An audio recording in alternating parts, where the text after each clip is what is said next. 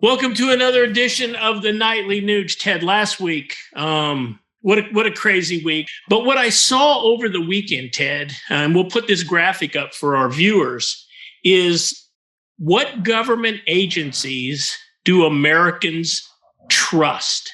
And the number one is NASA. 42% of Americans trust NASA. And then it goes down from there. But there's a few of them that I want to talk about. So what I want to do is I'm going to give you a few of these and I'll tell you the percentages. And I just want to get a very short take on each one. I understand. Why you think that the American people don't trust them. Let's start with Homeland Security. They're upside down on the trust meter. What's your take? Why do the American people no longer trust Homeland Security? Because the United States government has opened up our southern border to an invasion of criminal activity, child sex traffickers, fentanyl importation. We don't have a southern border. If that's not the responsibility of a department that has the word security in it, how could you possibly trust any government agency that has anything to do with security? They don't get a zero, they get a negative 1,000. All right, let's move on to the Department of Education. They're upside down on the trust meter. Why do you think that's true, Ted?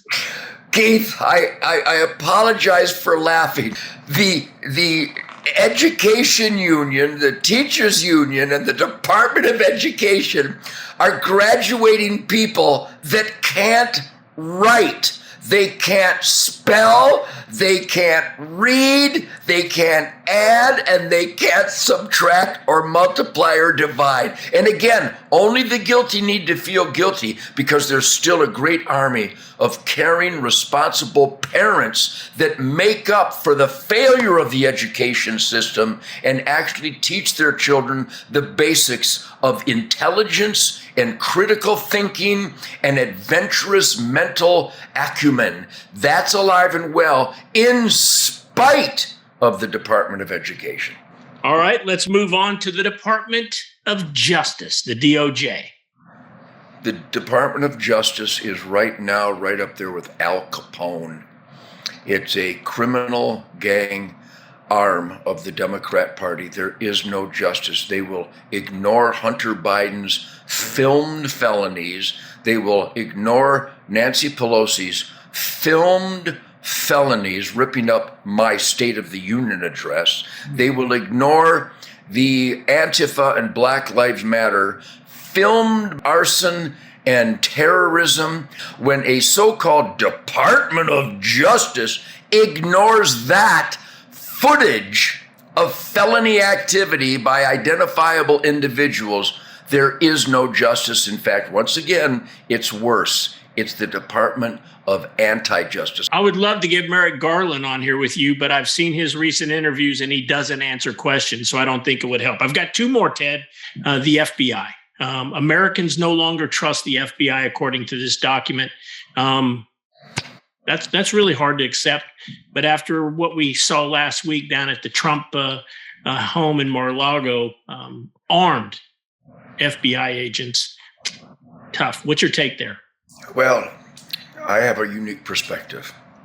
I have been training with FBI heroes. There are a lot of heroes in the FBI, Federal Bureau of Investigation. In fact, they put their life on the line for me when I conducted federal raids in Waco, Texas throughout the night many years ago with the Falcon raids, federal and local cops organized nationally. I had to rely on these dedicated law enforcement heroes of the FBI to cover my back as I kicked down doors and arrested child molesters and carjackers and murderers and knifers and rapists. Serious business, Keith. But I've always asked them, so how do you square walking in a building that says J. Edgar Hoover over the top? Because that guy was a power-abusing, criminal, corrupt punk. And then James Comey and Janet Reno and Louis Freeh with the Ruby Ridge debacle and the Branch Davidian horror story. How do you square? What do you guys do? Compartmentalize? Do you have good agents and you ignore the corrupt agents? Because right now the FBI has lost their soul. This is a heartbreaking time, because if you can't trust the Federal Bureau of Investigation and the Department of Justice, who can you call when the law is being broken by those who are sworn to protect and serve? Well, I think you're onto something there, Ted, because I saw over the weekend Representative Jim Jordan said that they have now at least 14 whistleblowing FBI agents that are coming forward. So I hope that multiplies immensely. Now, this takes us to an agency that just got stronger. 87,000 more IRS agents have been put in place with this new legislation that was pushed through on a very partisan basis in Washington, D.C. They are armed, and to get the job, they had to say they would use deadly force. This is the IRS, Ted. How do you score the IRS, and why do you think the American people, this is kind of tongue-in-cheek, don't trust them?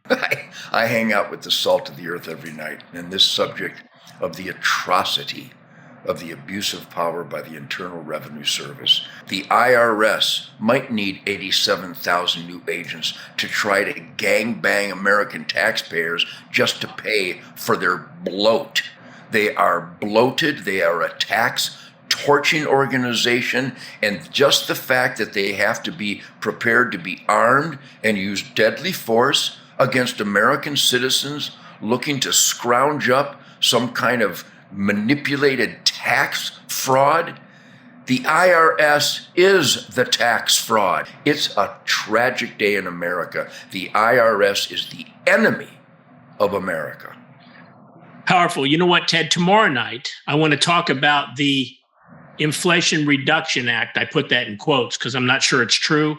It led to the 87,000 new armed, ready to shoot to kill IRS agents. If you all come back tomorrow night with us, we'll have some more of the nightly news where there's never any fake news right here.